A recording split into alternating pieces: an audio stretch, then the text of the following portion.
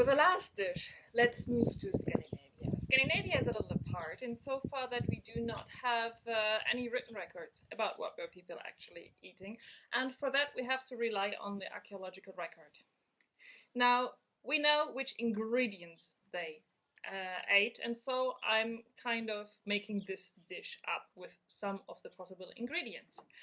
And we knew they ate a lot of cereals, barley, oats, also some wheat, and probably a lot of that in the form of gruel. Bread also existed, of course. Then we have as fruits, the fruits that were available, apples, berries, not much actually. And as nuts, we have hazelnuts. A lot of hazelnut shells were found. Meat, we have mainly sheep and goats, but also pork. And you might think fish every day, but no, not fish every day, because Scandinavia is not only coast, people live inlands, and transporting fish has always been a problem. So right at the coast, yes, probably. People ate a lot of fish, but a little further inland you had dried fish, but salt was actually imported,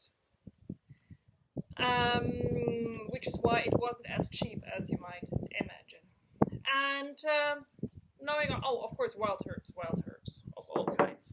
So knowing all this, I have come up with something that represents, let's say, a not too simple meal that might have been a simple gruel with some berries and nuts, but a meat dish, because we are still having a feast. So what I have here is pork, but not any pork. It's actually a domesticated boar, which is closest to the old pig races that people had. What you usually get as modern pig, that it's not really what pig would have tasted before. But it had much more fat.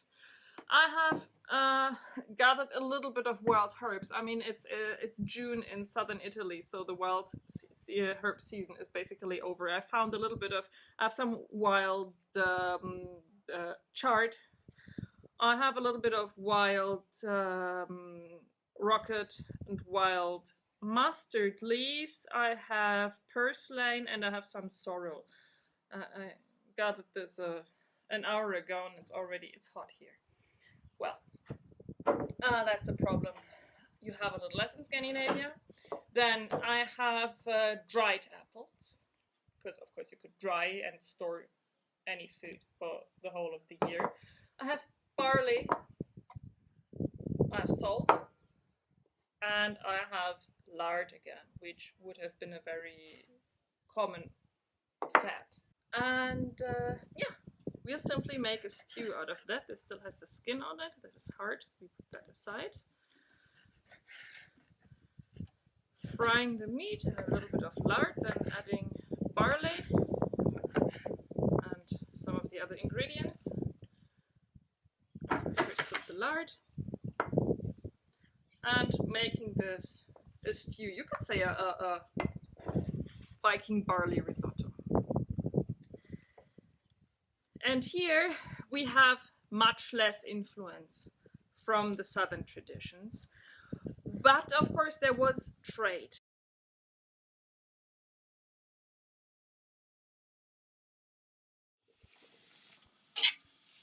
We brown the pork cubes. It takes a little while.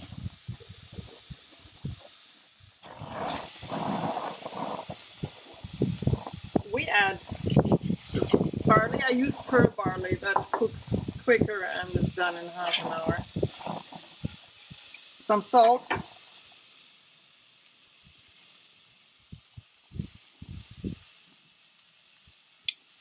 And water. It's a stew after all.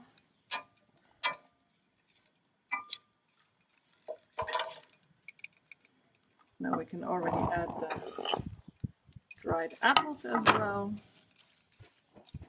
and chop the herbs to be added later. Now we just leave this to boil for half an hour until the barley and the meat is done. Now, half an hour later, this is done. Yes. We add those herbs. I mean, you can just use whatever herbs you have at hand. Parsley doesn't hurt, or, well, sorrel would be a classic. But yeah, feel free to improvise. And that's the last of those dishes. Oh, Viking stew.